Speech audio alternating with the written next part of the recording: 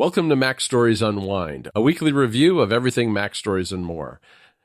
I'm John Voorhees, and with me is Federico Viticci. Hey, Federico, it's been a while since we've done one of these. Hello, John, and welcome back to Skype.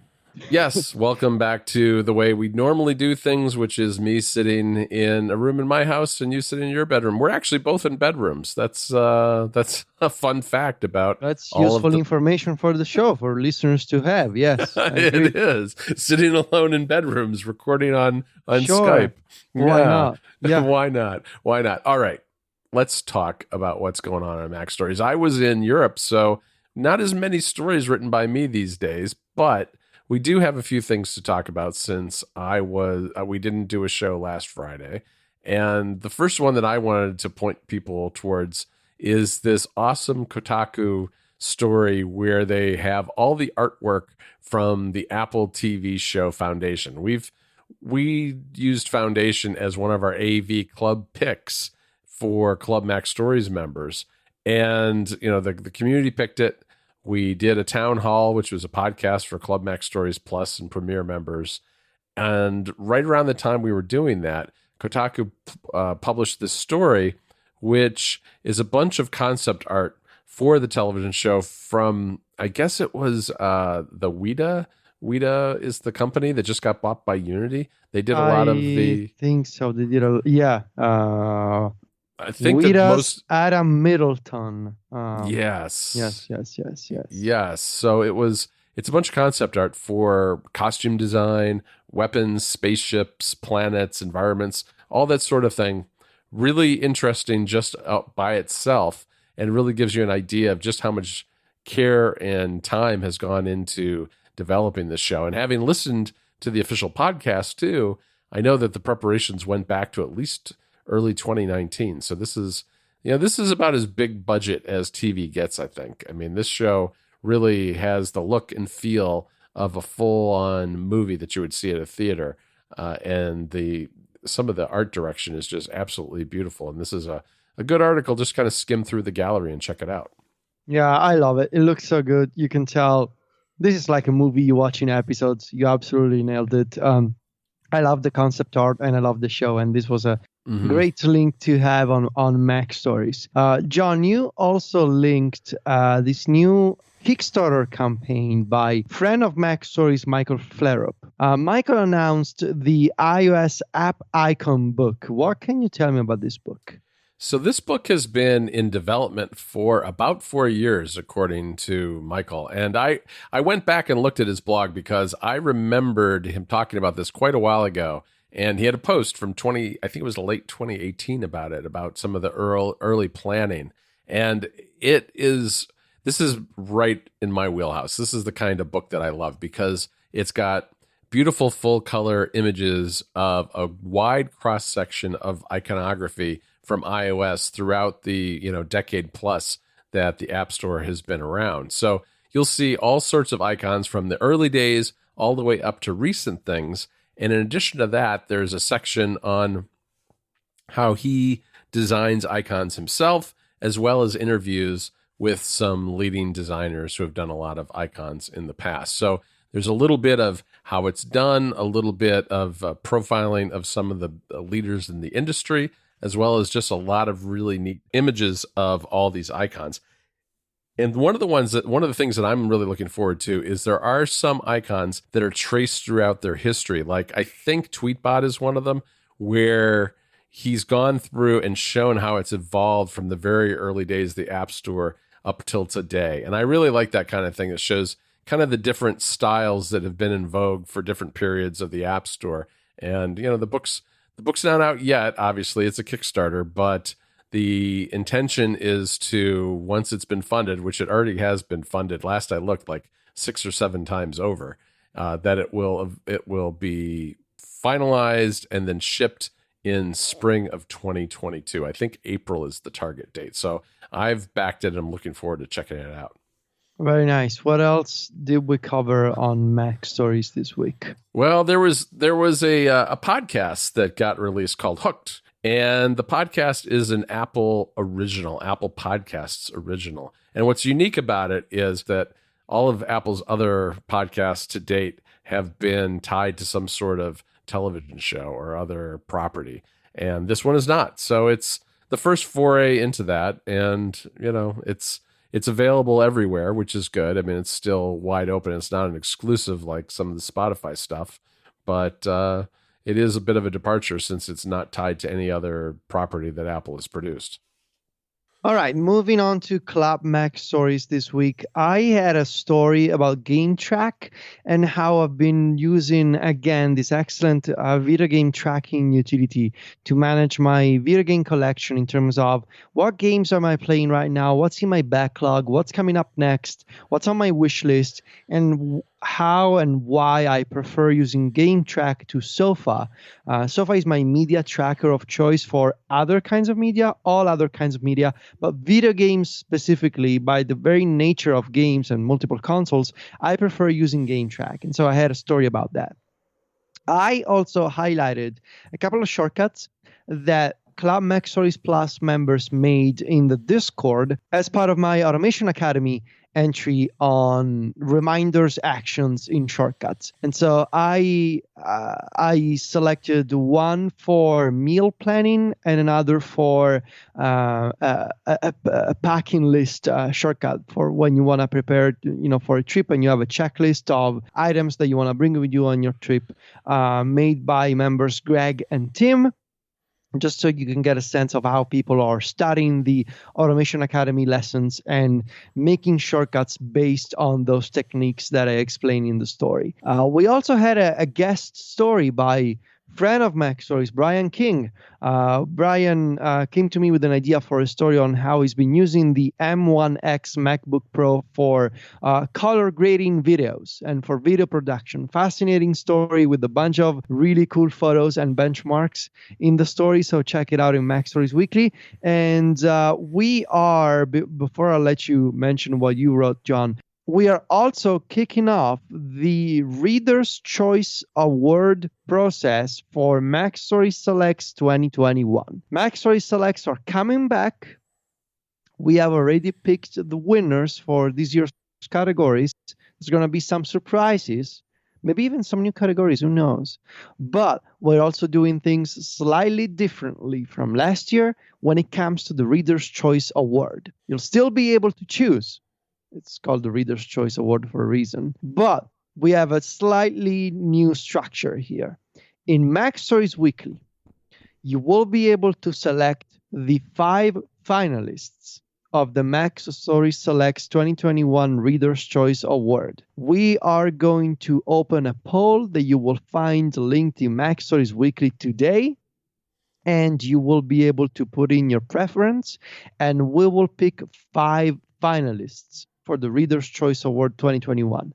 Club MacStories Plus and Premier members in the Discord will be able to choose the winner. There will be another poll that we'll share privately in the Discord over the next few weeks, and Plus and Premier members will be able to choose among the 5 finalists. We wanted to have this new process, this new structure, so that we could have an important role for each type of member. We want to make everyone feel valued and important. So in MacStories Weekly, that's a big responsibility right there, because you're choosing the 5 apps that are going to be the finalists for the Reader's Choice Award. So vote carefully. And of course, check out the rules, because you cannot vote for, the winners from the previous years.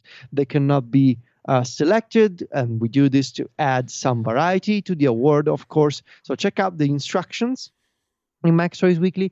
But then Plus and Premier members, you can choose the winner. So we really think this is a nice system to have this kind of integration in between different kinds of Club MacStories members, and this is going to be super fun. And of course, there's a whole bunch of other categories for MacStories Selects that we will unveil and announce soon enough. MacStories Selects 2021 is coming, and it's going to be fun. I'm really happy with this year's picks and these changes that we're bringing to the format. Yeah, we had a lot of fun debating these and thinking about them when I was in Rome, and then we huddled with Alex and finalized everything. And so it's been quite a process, and all the details about this year's awards and all of how it works with the club, is also on MacStories. So if you want more detail on how that works, check out the story that we published today on MacStories as well.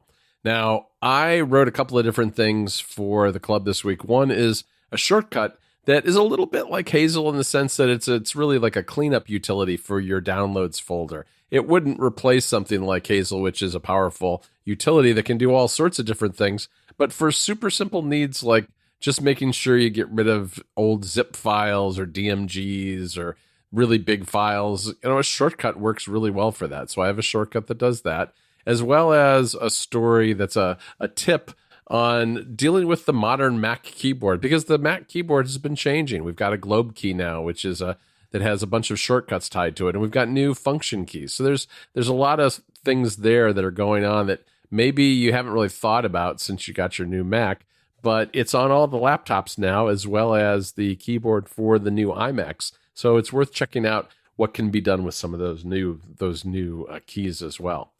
All right, Federico, let's move on to App Stories, where we talked about our iPad mini home screen setups. We talked about the screens themselves, as well as the way we're using focus modes and shortcuts to implement those things. And I know you have quite a cool setup for making on your mini in particular look like you've only ever got one page of apps, because as you switch from focus mode to focus mode, you're replacing your home screen one at a time, right?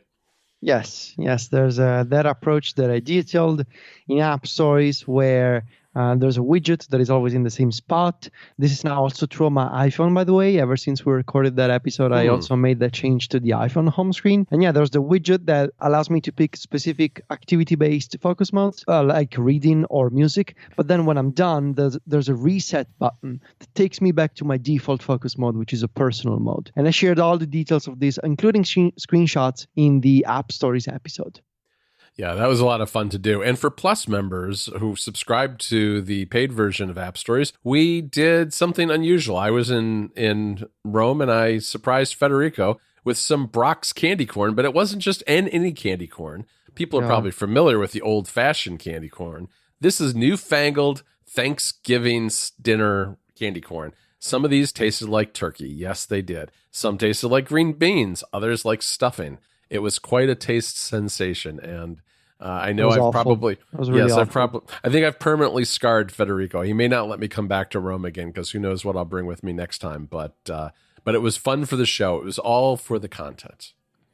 Federico, let's talk a little bit about Apple Arcade, because things are really starting to pick up there again. I see that there are a couple of different games that are coming soon here that I wanted to mention, and one is Splitter Critters, which is a game that I had forgotten that I covered back in 2017. That's a fun one, yeah.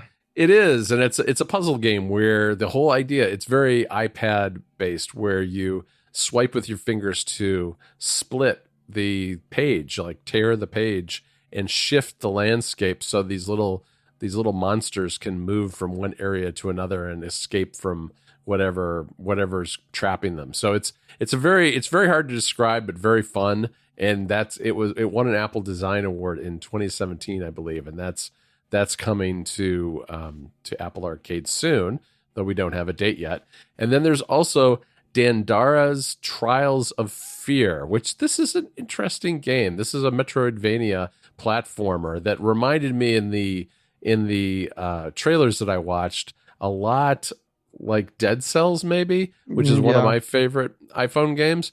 Really cool looking game, similar kind of pixelated style to it. It's been out on some other platforms, but it's also coming to Apple Arcade. And I'm definitely going to give this one a try when I get my hands on it.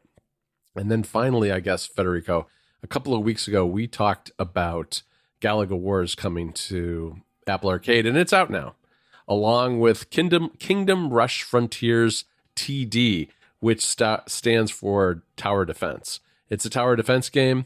I've not played any of the Kingdom Rush, I guess, franchise before, but it looks kind of like an interesting game. Might check that one out. And Galaga Wars is a very modern update of the old-fashioned Galaga arcade game, which I have a lot of nostalgia for. I'm not so sure I'm into the modernized art style of this, but it looks as though there's a lot of the similar game mechanics involved in how it works, plus new things.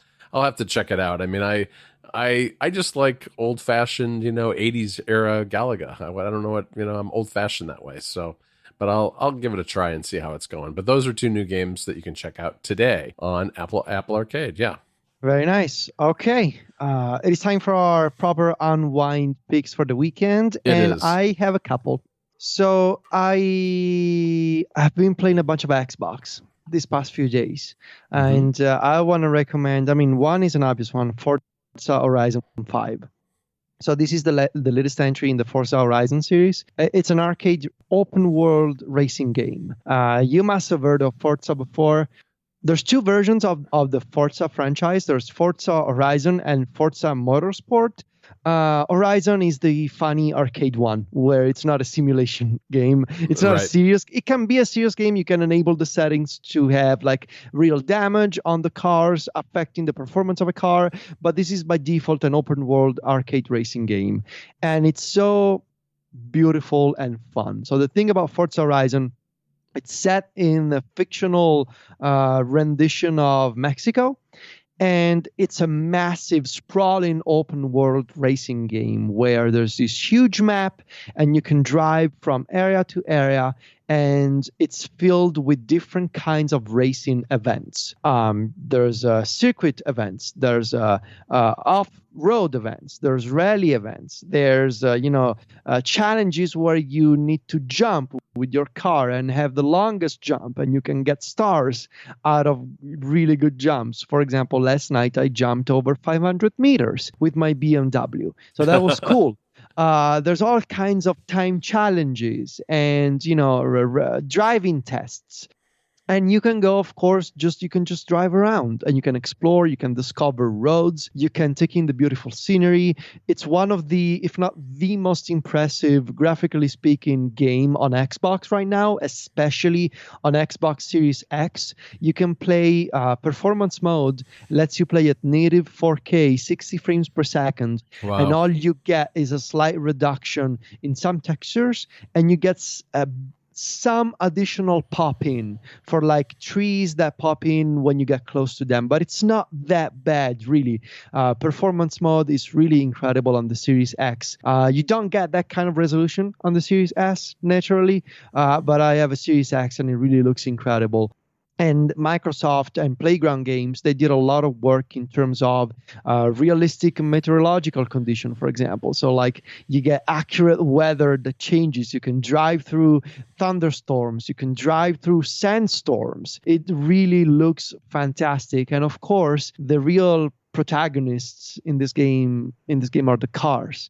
And there's a huge catalog of cars from different real brands you can unlock. There's some bonus cars that you get from owning previous games in the Forza Horizon and Forza Motorsport series. I got the McLaren Senna, I think. It's a beautiful racing, like F1 car, maybe Gran Turismo car. I'm not sure.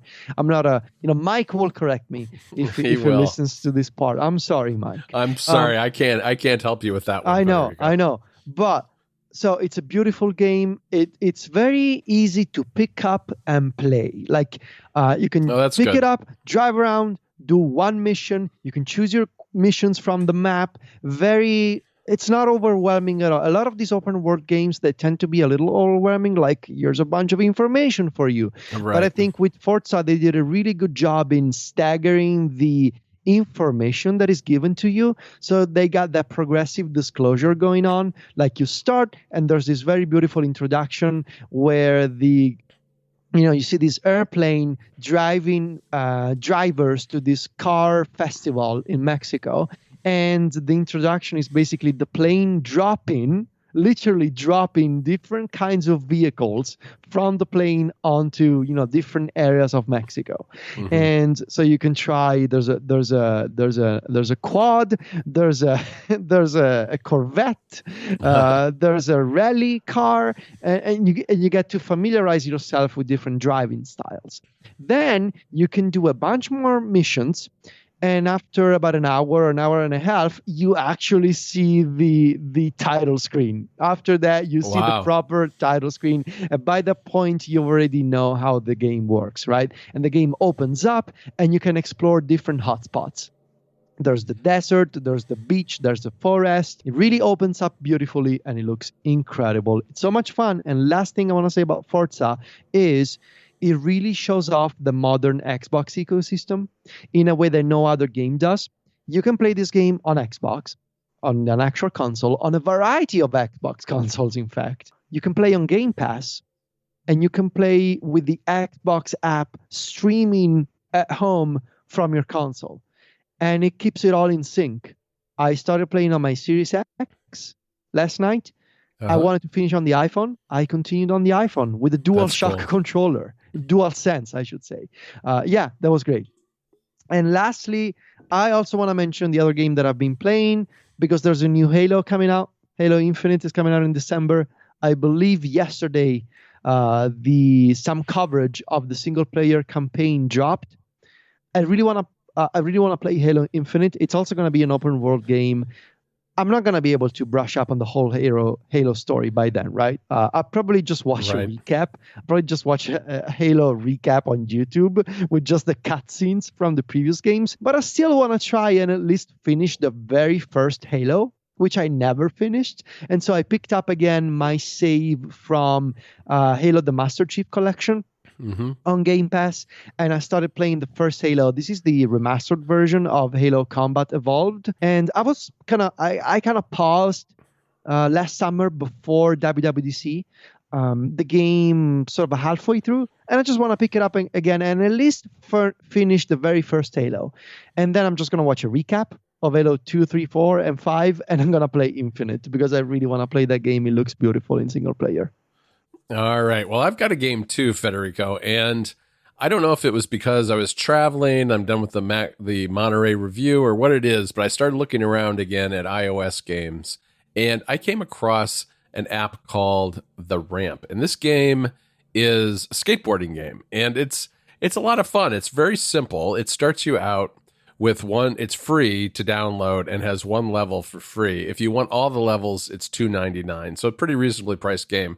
But the free level is really a tutorial level. It's just a ramp, a U-shaped ramp for skateboarding, and it walks you through first how to kind of push off and get momentums that you're going up and down the sides and doing big high jumps on the sides each time you reach them, and then it takes you through how to do spins, how to do tricks, how to do grinds, how to move forward and back through the environment, and once you've kind of completed that, you're ready to do the rest of the levels, which are a lot more complex. There are things like swimming pools. There are more open environments with big gaps where you're doing jumps and things like that. And it has this really nice, chill soundtrack to it. And it's one of those games where it's really two things, I guess. One is it's very much a rhythm game in the sense that it reminds me a little bit of music rhythm games where you're not really doing this to the tune of the music. The music is there and it's part of the game, but there's a lot of rhythm involved in making sure you're getting the height you need, the air you need to complete various tricks. And it's also fantastic with a controller. And I've been using an Xbox controller myself for iOS these days, and I have one of those MagSafe brackets that you had suggested a while back to pair over Bluetooth and play using the Xbox controller, and it's perfect for that because a lot of the tricks and the movements and things are controlled with the thumbsticks. And I've really enjoyed this. I haven't played it a lot yet, but it's one of those games that you can easily pick up and just open a level, and it reminds me a little bit of something like one of the Alto games where you're not really necessarily playing to beat anybody or win anything in particular. You're just opening it up and say, oh, I want to, skate around the swimming pool or the skate park and see what I can do and see if I can get my first 360 or 720 or whatever it happens to be. So if you're looking for that kind of very relaxed sort of non-competitive game, The Ramp is a great choice. All right, Federico, that's it for this week with Unwind. We'll be back next week with another episode. You can find me and Federico over at MacStories.net. Of course, you can also find us on Twitter and Instagram. Federico is at Viticci on both. That's VITICCI. And I'm at John Voorhees. JOHN VOORHWS. Talk to you next Friday, Federico. Ciao, John.